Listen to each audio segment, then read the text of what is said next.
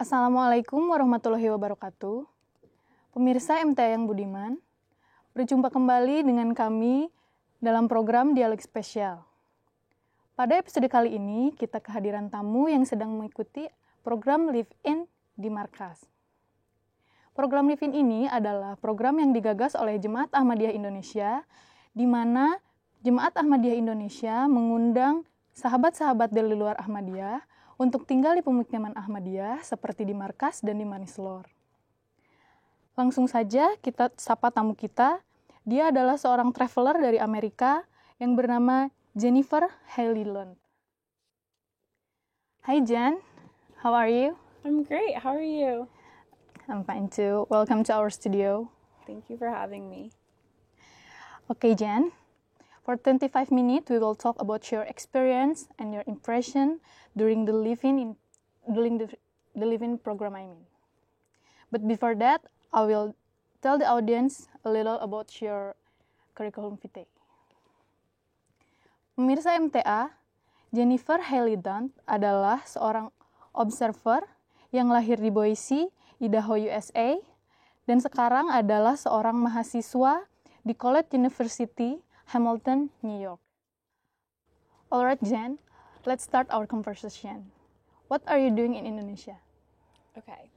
So as you just mentioned, I'm still an undergraduate student at Colgate University, and I major in Peace and Conflict Studies in Asia and Middle Eastern and Islamic Studies. And my university knows that to get a successful career or to get any job, you need to have internships around the world. But it's not possible to afford lots of internships. Mm-hmm. So my university offers funding for students if they want to do an internship, if they can demonstrate how it will help them in their professional lives.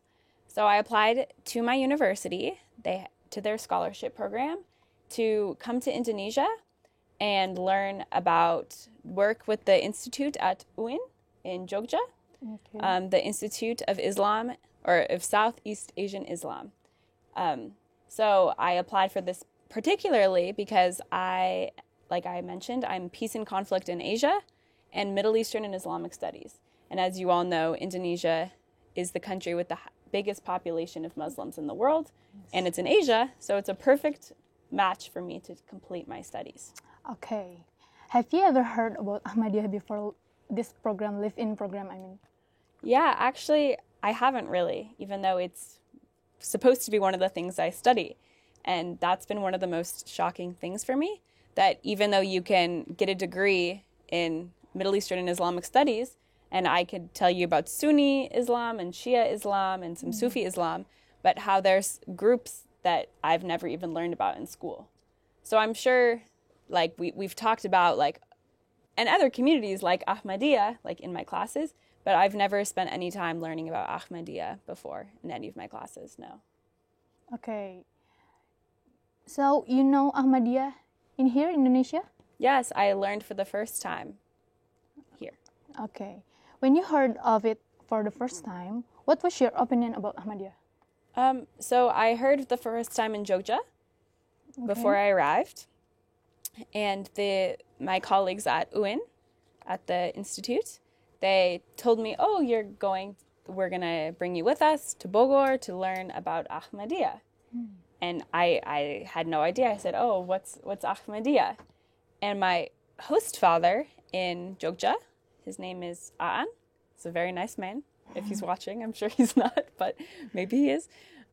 He told me a little bit about that they're a community, that there's many of them all around the world, especially in Pakistan is a large majority, and Indonesia has a large majority as well. And they're cases of extreme persecution in Indonesia. And so I was immediately intrigued, even though I'd never heard of Ahmadiyya before, considering that that's a whole thing about what I study. And so I just was shocked that this major thing happens and so many lives are affected and that I have had no idea about it. So I was very interested from the beginning, and I have only grown to be more interested. So I'm excited and honored to be here and to be allowed into your community to meet you all. Okay. What actually do you want to know about Ahmadiyya?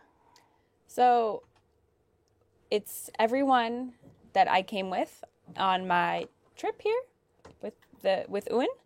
They have had different topics, and they're compiling a book together. So there's been really interesting topics about resilience and about politics and about media. And they've talked about very specific things, but I felt like it wasn't appropriate to me to get super specific because I still was understanding the base. So now, and what I've been doing throughout my interviews in the last 2 or 3 days I've been here, is to get just a comprehensive overview of the situation and to kind of do a case study of this specific place. And for example, I looked at my university library. We have a catalog of so many articles and journals and books and websites and all these things. And I searched the words Bogar and Ahmadiyya, and nothing came up. Not a single article, not a single word about it in the entire university library. And that's very interesting to me and shocking to me because you are a vibrant community. Like, you have your own television studio. It's a big, vibrant community, but no academics in the United States have ever written about it. So I felt like, okay, a lot of my colleagues, a lot of my peers in my university don't know about this either. So I need to learn as much as I can about the basics so I can write articles, write papers in class, so I can share the knowledge and share the kindness that you all have given me back into my own community in the United States. What is your first impression when you first come here? So I didn't really know what to expect, and because I had just learned about the community. And normally when you say field research, I think of going into the community and working and running around.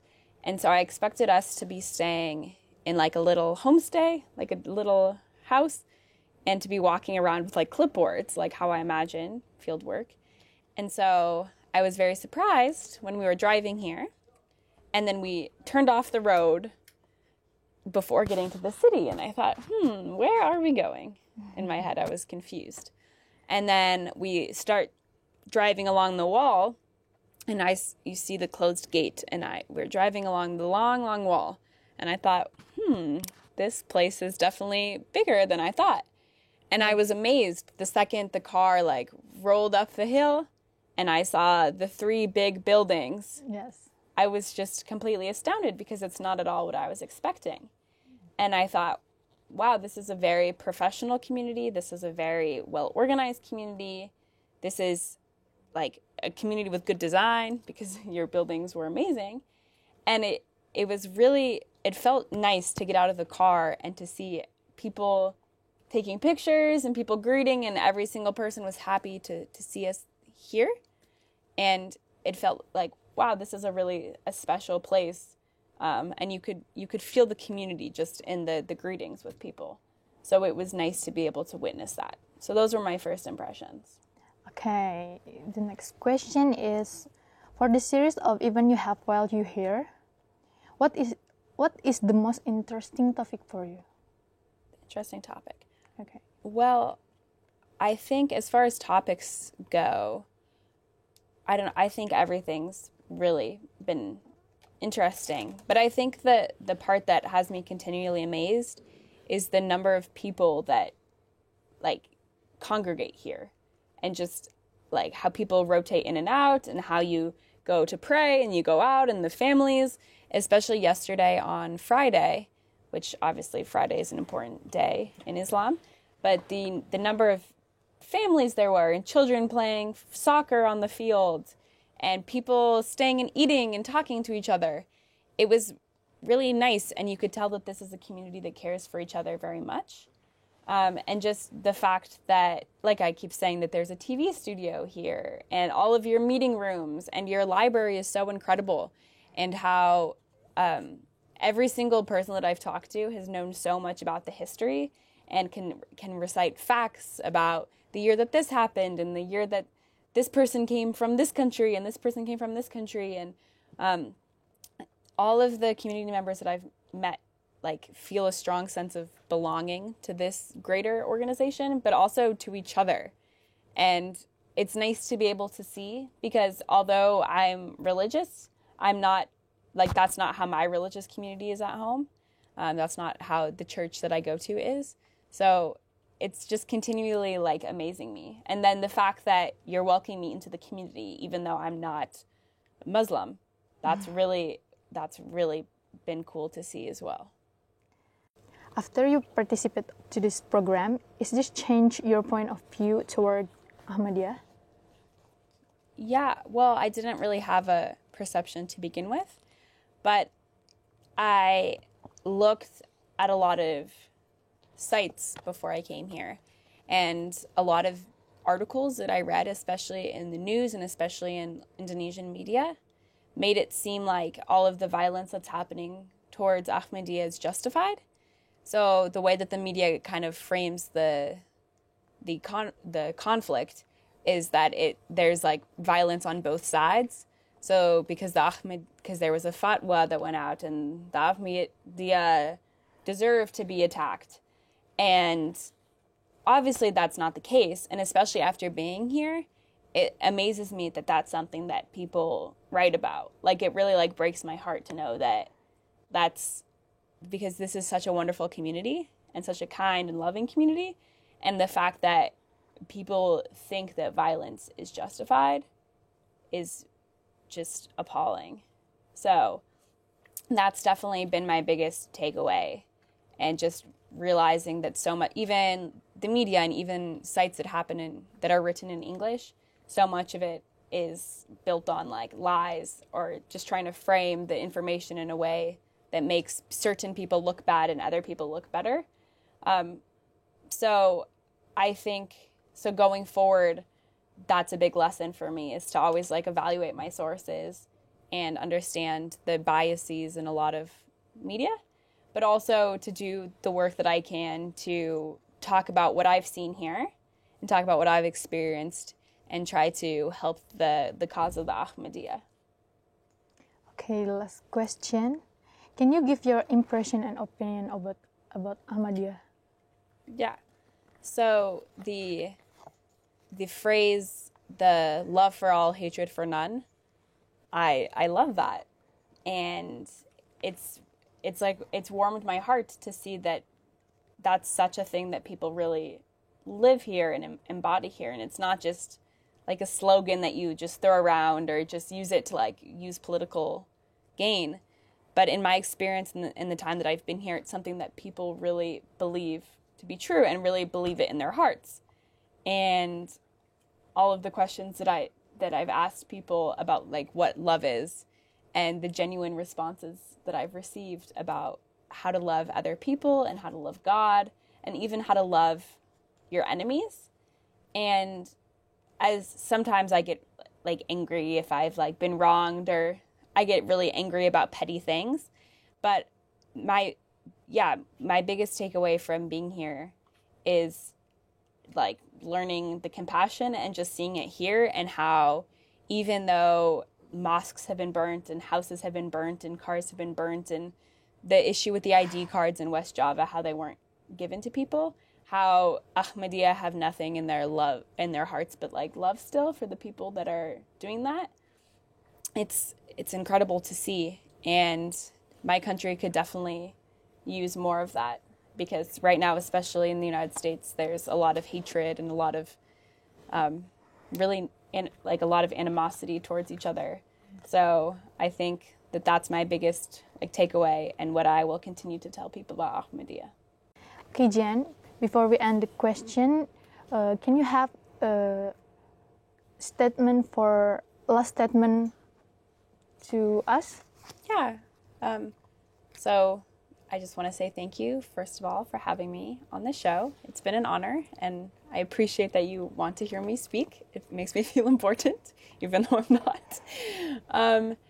And I had a really wonderful time in the Live-In program, and I had my eyes open to so many things, and I ate delicious food, and I really got to live and see a new way of life. The only suggestion I would have for the live-in program is maybe more like group activities. So like workshops instead of instead of lectures, more like interactions within people. So like team building activities or breaking into small groups and talking about like interreligious dialogues, or it's the same religion, but not for me. So to talk about like our preconceptions and clear up a lot of stereotypes and misinformations, but in a more casual setting. So with different questions and maybe games or something, because that's always really helpful. We do a lot of that in the United States. Like we call them icebreaker activities, and I enjoy them very much.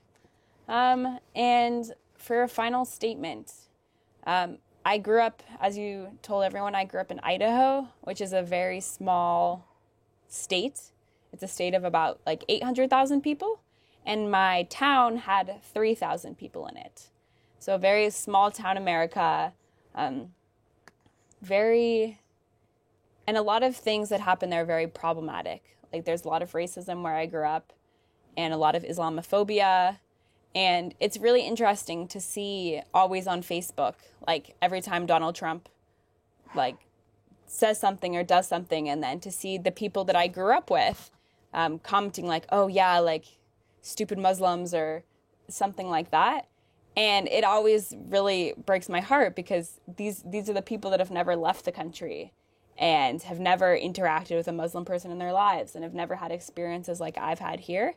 And it just goes to show like the role that media, a lot of roles can be played, but traveling is important and challenging your preconceptions by talking to people. So relating to people that are different than you and having conversations and talking about differences and learning how to find acceptance in that.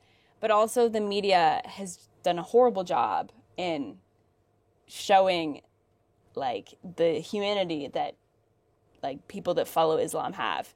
For example, if you wouldn't have a camera coming around here and showing us eating dinner happily together and like laying in the room and talking and laughing. The things that are on the media are just like you would show the Surabaya terror attack, but you wouldn't show the humanity of people. So I guess that's just the last thing I want to say is I'm really glad that I got to have this experience and got to see the kindness of everyone that I've met here. And it's just proved yet again like how wrong everyone is in the United States for ascribing to the Islamophobia. And I'm going to do whatever I can when I get home to continue to break that stigma and have conversations with people and bring the case more forward in the United States. So thank you so much for allowing me this opportunity. Okay, thank you very much for your time, Jen. But sadly, we have to end our conversation. Thank you so much for coming. We hope you have a good time with us here. Okay, thank you. Pemirsa MTA yang budiman, demikianlah pembahasan kami di acara dialog spesial ini. Saya menghaturkan jazakumullah atas perhatiannya. Wassalamualaikum warahmatullahi wabarakatuh.